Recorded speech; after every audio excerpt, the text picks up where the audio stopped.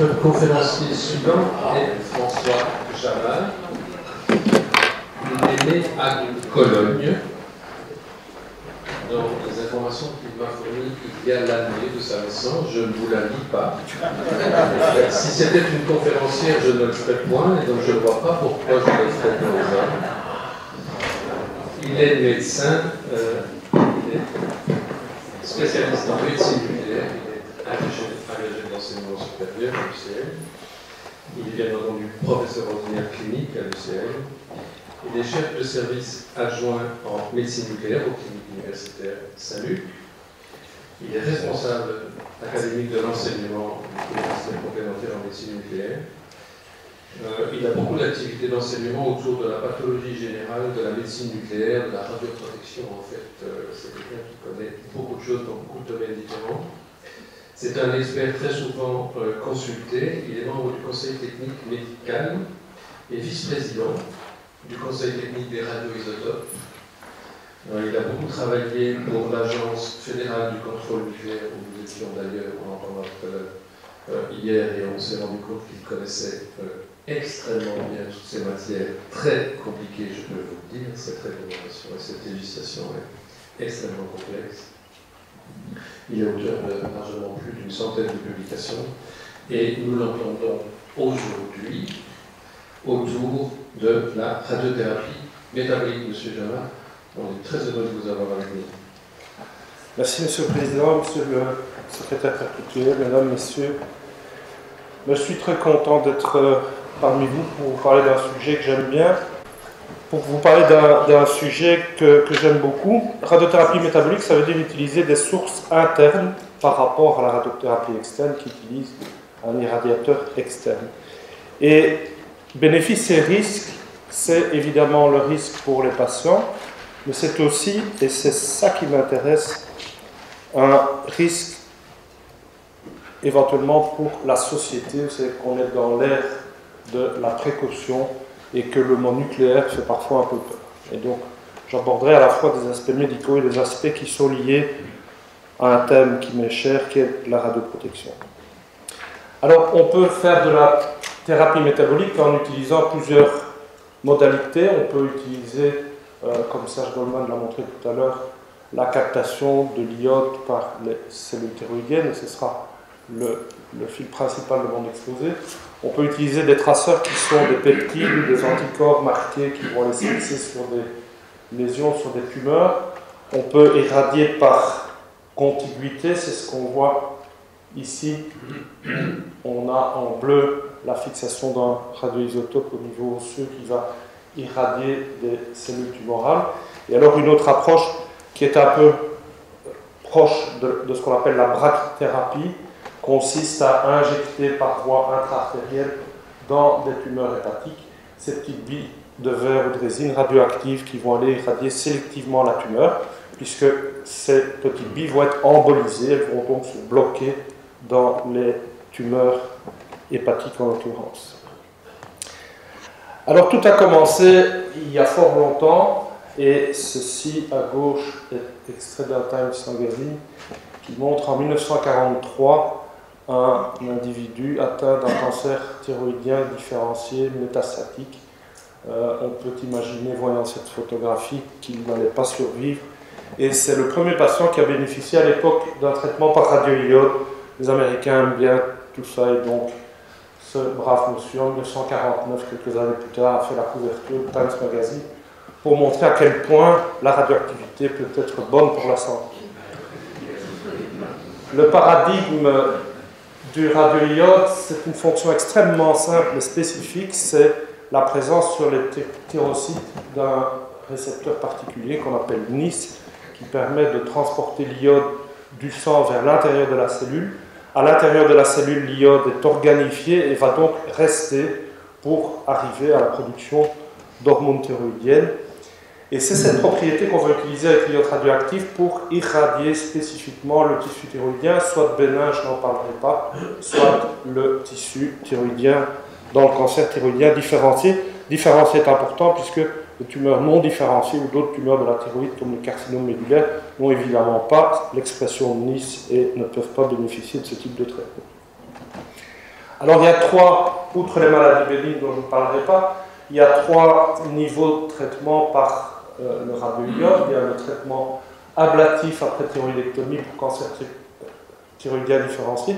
Pourquoi? Parce qu'un bon chirurgien n'enlèvera pas le dernier milligramme de tissu. S'il devait enlever le dernier milligramme de tissu, il enleverait en même temps les nerfs récurrents et le patient ne serait pas hémiplégique comme celui dont Serge parlait tout à l'heure, mais ressortirait de sa opération à faune. Donc on va devoir traiter le petit résidu thyroïdien par quelque chose d'extrêmement sélectif qui est le radioiode.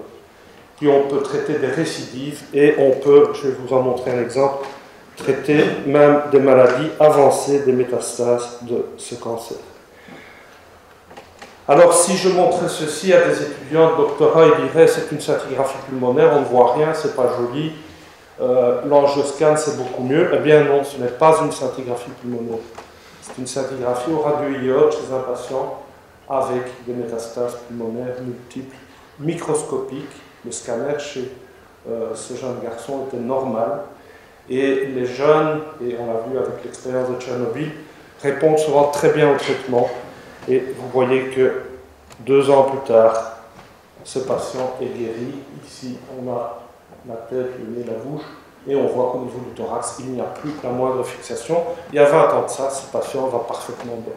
Alors, guérir des métastases pulmonaires diffuses, il n'y a quand même pas beaucoup de maladies où on est capable de le faire, et ce, à un prix qui est extrêmement faible en termes de toxicité, en termes d'effets secondaires à court et à long terme. Alors, un des problèmes du traitement par radioiode, c'est une autre composante de notre ère, c'est l'evidence-based medicine. Et le niveau d'évidence pour l'efficacité du traitement par radioiode reste relativement faible, parce que quand on a commencé en 1943 à traiter ce brave patient, on n'a jamais pensé à faire des études randomisées contrôlées pour vérifier si donner du radioiode était mieux que de ne pas en donner. Et 70 ans après, il est impossible de faire marche arrière et de dire non, on va arrêter de donner du radioiode, on va faire des études randomisées pour voir si c'est utile chez tout le monde. Alors on commence à le faire, je vais vous montrer un exemple tout de suite, on commence à le faire en posant des questions plus précises que ça. Pas est-ce que le radioiode est utile ou pas, mais est-ce que dans telle indication particulière, il faut le donner à quelle dose, etc. Et ça, c'est une diapositive d'un grand expert américain qui s'appelle Mazaferi, qui montre que, ici on a le taux de récurrence, qui montre que le taux de récurrence le plus faible survient chez les patients qui ont une thyroïdectomie totale. Un traitement par thyroxine, c'est évident, parce que quand on n'a plus de thyroïde, il faut bien en prendre. Et quand on dit un traitement par thyroxine, c'est suppressif, visant à avoir une TSH basse. Et du radioiode, on voit que c'est ce groupe-là qui a le moins de récidive. Alors regardez l'échelle de temps, c'est remarquable pour la thyroïde. On observe des récidives jusqu'à 40, même plus 40 ans après le traitement. A l'inverse, la survie est extrêmement bonne, et c'est pour ça qu'on a des suivis aussi longs de ces patients. Alors, n'essayez pas de comprendre toute la complexité de cette dia, je reviendrai par la suite. Mais ici, on a le taux de succès de l'ablation. Donc, dans quelle mesure on est capable de détruire le résidu thyroïdien après thyroïdectomie totale. Et vous voyez, dans 4 groupes différents, je vous expliquerai ces groupes après, qu'on est au-dessus de 90% dans l'année qui suit. Ça veut dire que 90% des patients, plus de 90% des patients, sont en rémission après un traitement par radioiode dans l'année qui suit. Alors, on parle de risque. Comment réduire ces risques? La première manière de réduire le risque, c'est de n'exposer au traitement que les patients qui en ont besoin. Donc, comment mieux sélectionner les patients? Deuxièmement, un des inconvénients du traitement par radioiode, c'est qu'il fallait, dans le passé, passer par une période d'hypothyroïdie. C'était la seule manière d'avoir une TSH suffisamment élevée qui permette l'incorporation de l'iode dans les cellules thyroïdiennes. Cette période d'hypothyroïdie était variablement supportée. Certains patients la supportaient très bien, d'autres connaissaient une morbidité significative, et notamment sur le plan cognitif et affectif.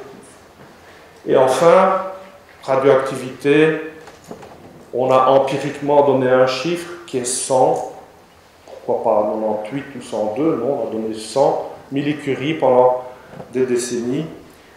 Et ce 100 millicurie est totalement arbitraire parce qu'en fait, en physique, si on veut utiliser une unité qui a du sens, on va utiliser le becquerel. Le becquerel, c'est une désintegration par seconde.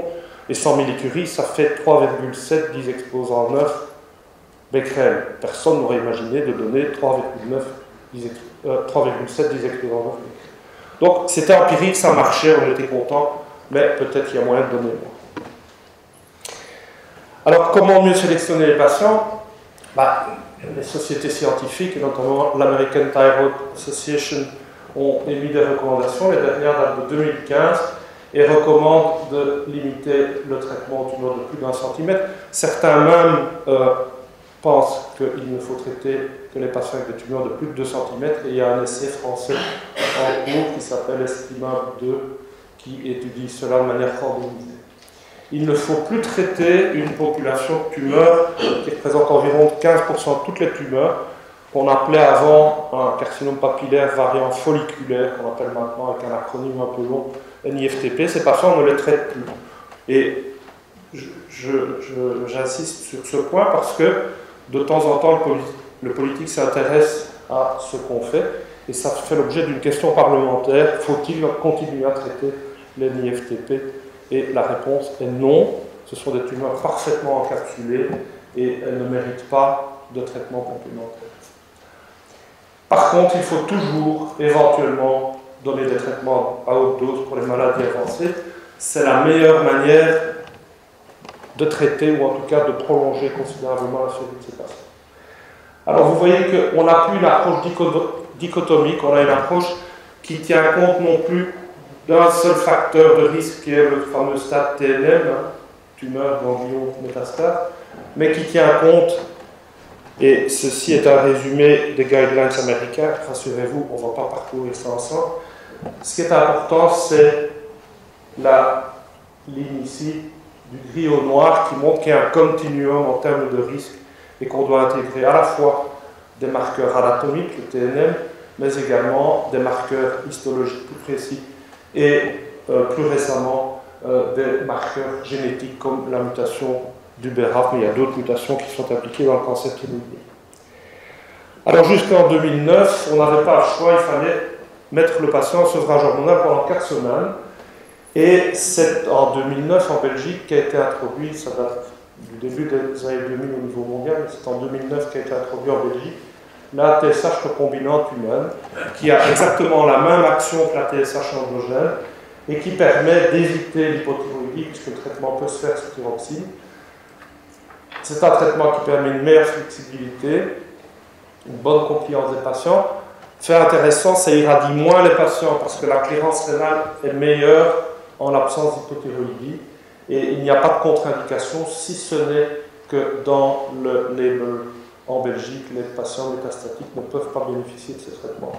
Alors aussi, c'est important, la qualité de vie des patients est préservée, et c'est illustré ici par une courbe publiée par Borget dans la Journal of Clinical Oncology, où on voit une dégradation de la qualité de vie après sevrage hormonal en bleu, alors que cette qualité de vie reste inchangée sous TSH recombinante. Comment réduire l'activité utilisée? Alors, je ne crois pas que ce soit très habituel, mais le New England Journal of Medicine a publié dans le même numéro de mai 2012 2 articles quasi similaires qui aboutissent exactement aux mêmes conclusions. Une étude française qui s'appelait Estimable et une étude anglaise qui s'appelait ILO. Le but, c'était de comparer 2 choses en même temps. 1, est-ce que la TSH recombinante est équivalente au sevrage hormonal? Et 2, est-ce que les faibles activités, j'ai parlé de 100 tout à l'heure, les faibles activités c'est 30, est-ce que 30 millicuries est aussi efficace que 100 millicuries?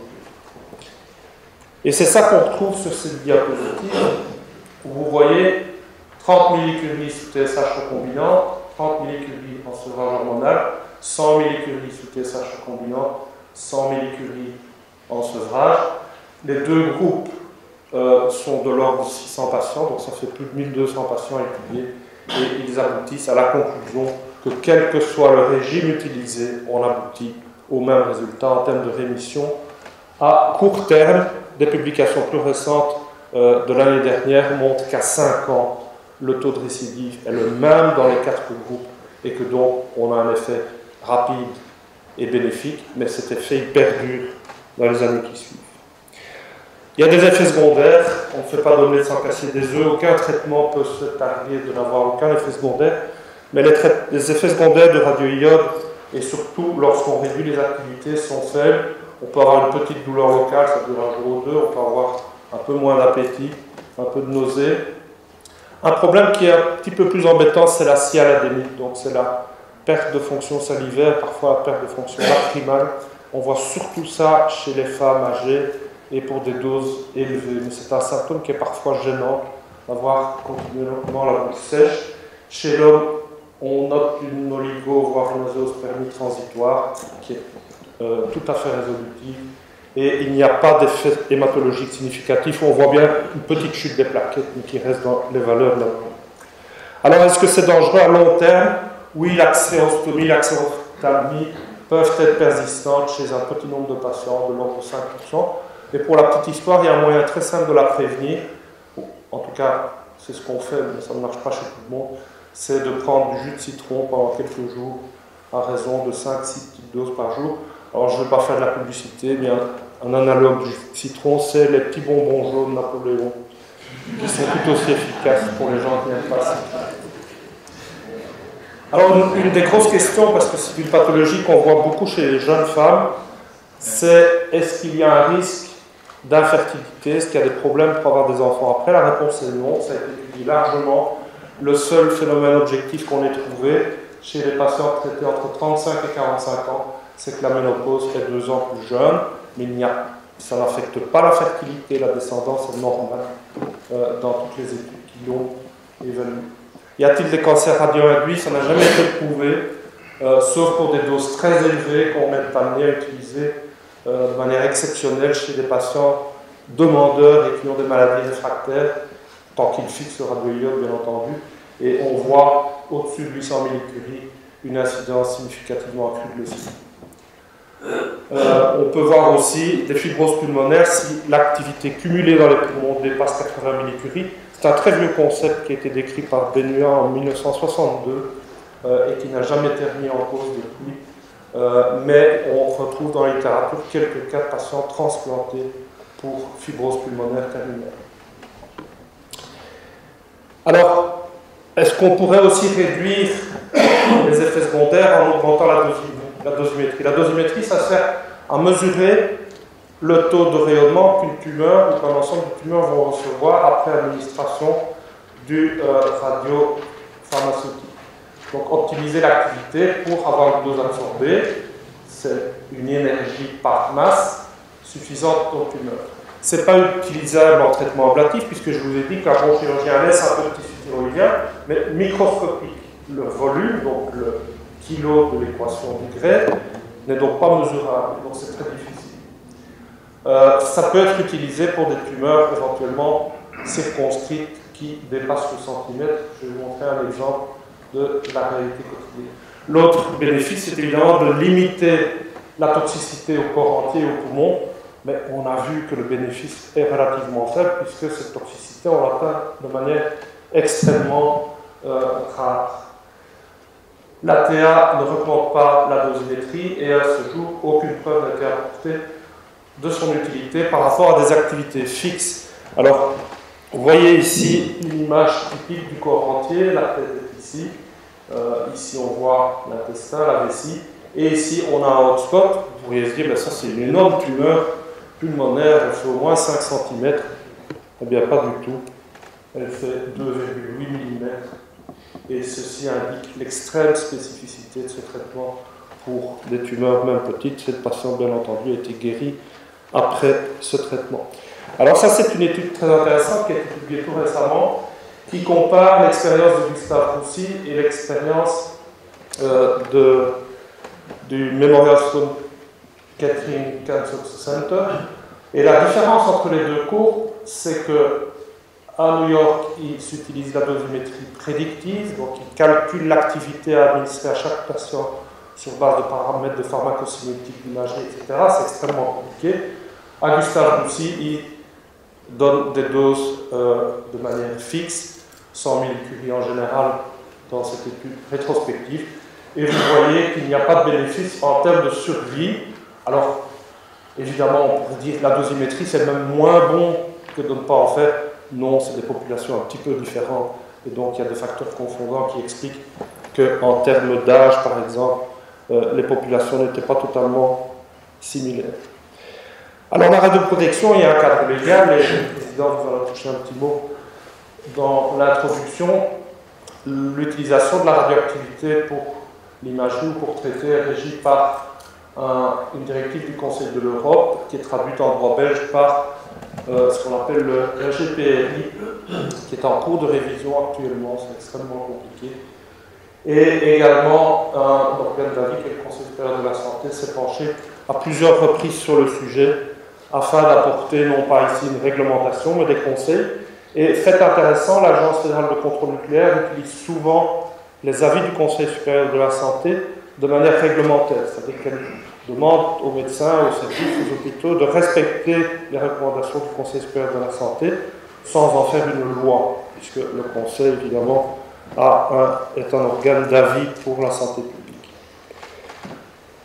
Comment protéger le patient? Il faut appliquer deux grands principes. Je ne vais pas rentrer dans la théorie, mais ces deux grands principes, c'est la justification et l'optimisation. Il faut bien préparer les patients. Un point qui est extrêmement capital, c'est que la grossesse et l'allaitement sont des contre-indications absolues. Et enfin, et c'est un point qui est très important à mon sens, il faut informer les patients. C'est la seule manière d'obtenir leur adhésion au projet thérapeutique et finalement de les conduire à la guérison. Il faut leur expliquer la préparation, il faut leur expliquer les risques éventuels et les mesures préventives, le jus de citron par exemple. Il faut leur expliquer qu'il y a des restrictions de contact. Ces restrictions de contact visent à satisfaire le principe de précaution. Je pense qu'il n'y a pas un sujet qui va mourir parce qu'il était en contact avec son conjoint, par exemple, qui a reçu de la radioactivité, mais par principe de précaution.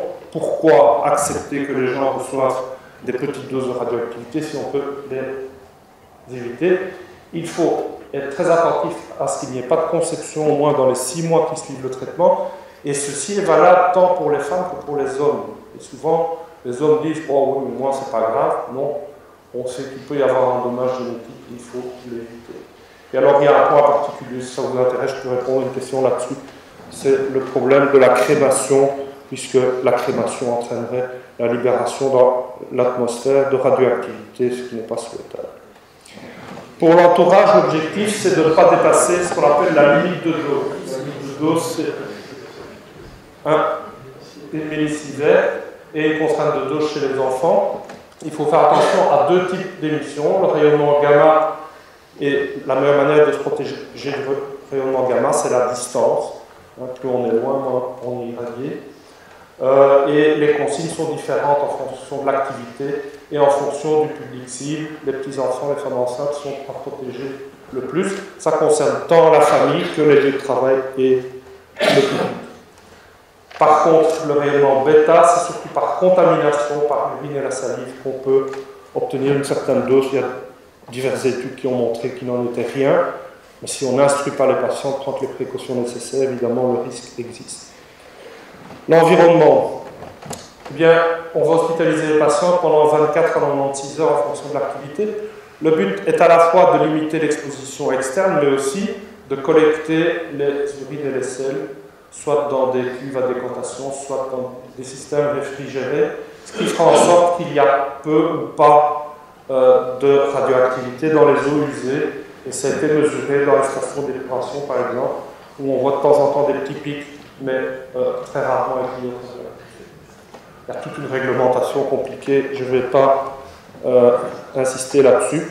Et en ce qui concerne la crémation, on recommande de ne pas incinérer les patients qui décéderaient dans les 18 jours après traitement. Alors attention, cela est exceptionnel parce que c'est des patients qui ont un bon pronostic. Néanmoins, ils peuvent avoir un accident de la route ou une hémorragie cérébrale totalement indépendant du traitement pour leur administrer. Je vois que j'ai éveillé une fibre qui vous passionne. Alors il y a 2 approches, je ne vais pas faire un catalogue, mais je vais vous montrer quelques exemples d'autres approches, mais qui sont plus palliatives, où la guérison est improbable, mais avec un contrôle, une réduction des symptômes, une prolongation de la survie éventuellement, et une attention toute particulière, c'est important de nos jours, à la qualité de la vie. Je vais vous montrer quelques applications dans les métastases hépatiques, les métastases osseuses douloureuses, tumeurs neuroendocrines et d'autres applications comme le lymphome non-Hodgkinien et le neuroblastome, je n'en parlerai pas.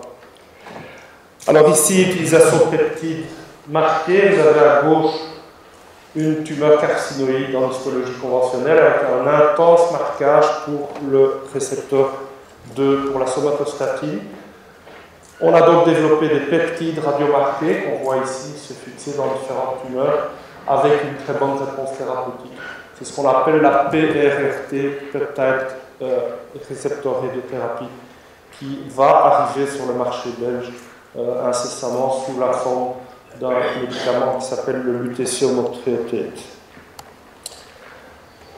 Pourquoi ce médicament va arriver sur le marché? Parce qu'une étude randomisée relativement large a montré un bénéfice significatif par rapport au contrôle en termes d'intervalle de progression, d'intervalle de survie sans progression, mais également en termes de survie dans cette étude publiée il y a maintenant 2 ans. Néanmoins, il y a des effets secondaires. Ça, c'est une patiente que nous avons traitée il y a une bonne quinzaine d'années. Et vous voyez, concentrez-vous sur la ligne jaune, c'est le taux de créatinine.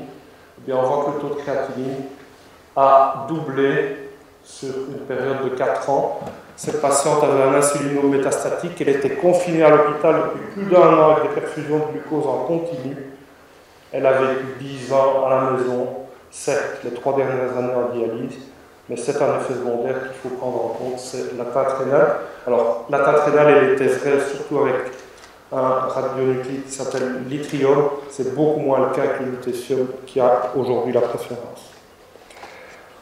On peut aussi irradier très localement des tumeurs. Et ici, vous voyez une image assez inhabituelle. En fait, c'est le trajet des particules alpha du radium-223 qu'on utilise chez les patients atteints d'un cancer de la prostate avec métastase osseuse réfractaire à la castration. Ça, c'est l'étude ALCIN4 qui montre un bénéfice en termes de survie.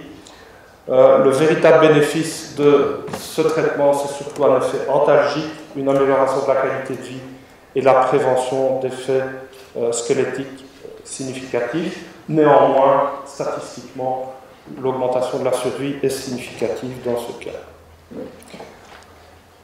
Je reviens à cette artériographie, l'utilisation des microsphères marquées. Alors ici, c'est une des premières études sur le sujet qui montrait le taux de réponse, qui est quand même supérieur à 80%, avec évidemment quelques malades qui progressent. C'est essentiellement dans les métastases de cancer colorectal et dans les hépatocarcinomes qu'on utilise ce type d'approche. Et un de mes collaborateurs a récemment démontré, et on revient à la dosimétrie, c'est que lorsqu'on atteint un certain seuil de dose, en l'occurrence 118 degrés, on a une survie qui est meilleure et également une durée sans progression. Alors comment est-ce qu'on peut faire la dosimétrie avec de l'yttrium? L'yttrium est un émetteur bêta, donc normalement c'est très difficile à imager, mais il a une petite composante bêta+, et donc on peut faire du PET scan. Et ce que vous voyez ici, c'est le dépôt sélectif de ces microsphères marquées à l'yttrium dans une tumeur par voie artérielle dans le foie. Ça, c'est l'avenir, c'est du work in progress.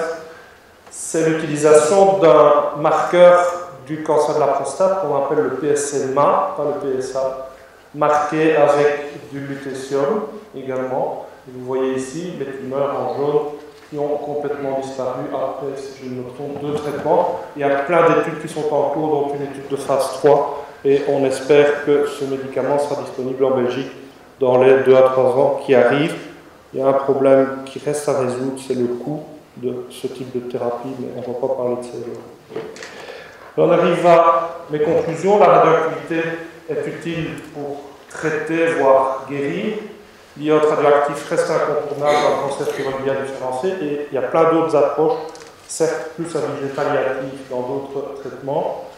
La planification du traitement par dosimétrie est nécessaire pour les thérapies non standards, c'est ce que l'Euratom 2013-59 dit, c'est-à-dire finalement les traitements hors autorisation mise sur le marché.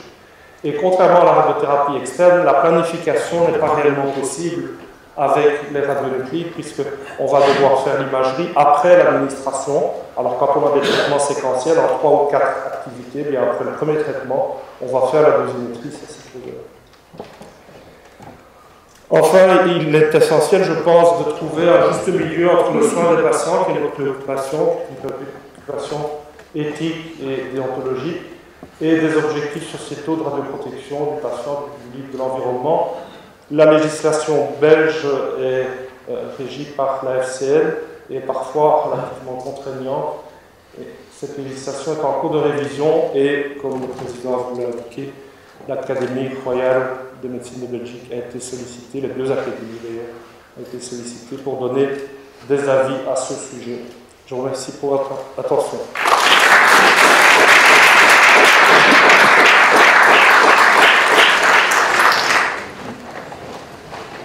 Merci beaucoup. Question pour M. Jamin. Vous avez insisté sur le fait,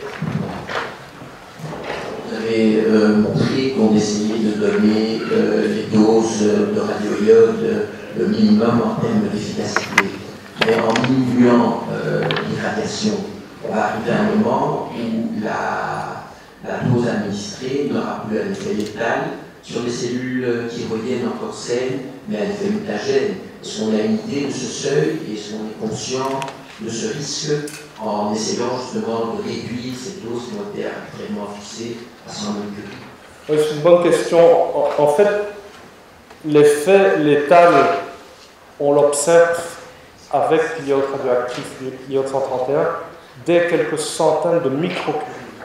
Donc, 100 fois moins que ce qu'on utilise habituellement. Le problème, c'est qu'avec quelques centaines de microcuries, on tue 90-95% des cellules.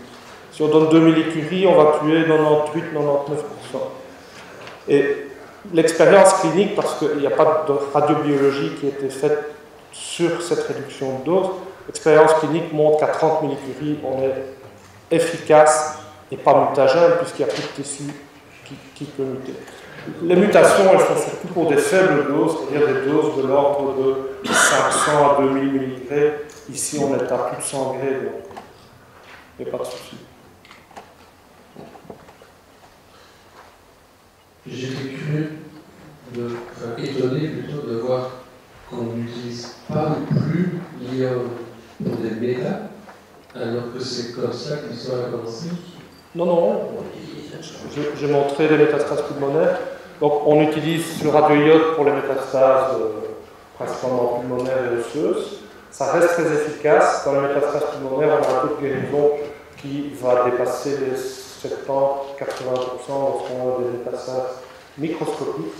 Les métastases osseuses, elles guérissent rarement, mais parfois on peut combiner le traitement, c'est-à-dire obtenir une réduction de volume tumoral par le radioïode et puis avoir une approche chirurgicale. On l'utilise toujours pour le métastase. Oui. Oui, merci François. Que penses-tu de cette controverse concernant le surdiagnostic cancer de la thyroïde qui a découlé de l'observation d'une variation majeure de l'incidence et de la prévalence de ce cancer dans les différentes régions du globe? Oui, c'est ce qu'on a appelé dans le New England récemment des thyroid cancer epidemics. C'est un fait double.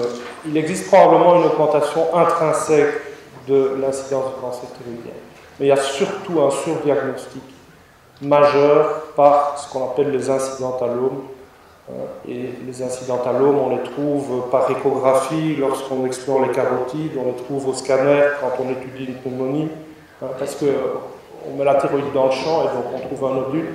On les trouve au PET scan en oncologie, en des cancers avancés, puis on trouve un nodule thyroïdien. Donc il y a un surdiagnostic et il y a probablement un surtraitement. Et il y a aussi des études qui sont en cours, notamment une large cohorte japonaise qui consiste à suivre les patients avec des micro-cancers, c'est-à-dire des cancers de moins d'1 centimètre, où il faut non seulement pas leur donner de radioïode, mais il ne faut même pas les opérer, avec un taux de conversion sur 5 ans qui est de l'ordre de 5%. C'est-à-dire que 5% des patients en follow-up, finalement, vont soit décider quand même de se faire opérer, soit montrer une progression qui fait qu'on doit les opérer. Donc, je crois qu'il y a deux effets. Il y a un effet intrinsèque qui est mal compris, qui est peut-être environnemental. Il y a d'ailleurs quelque chose, moi, qui m'a toujours épaté, quand on regarde la carte de la Belgique et de la distribution du cancer thyroïdien, elle est très semblable à celle de la distribution du radon.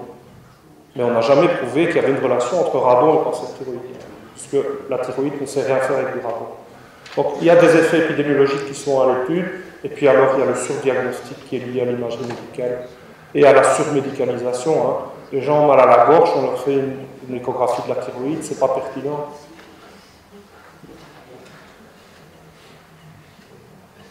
D'autres questions ou commentaires? Merci beaucoup, monsieur Jean. Merci.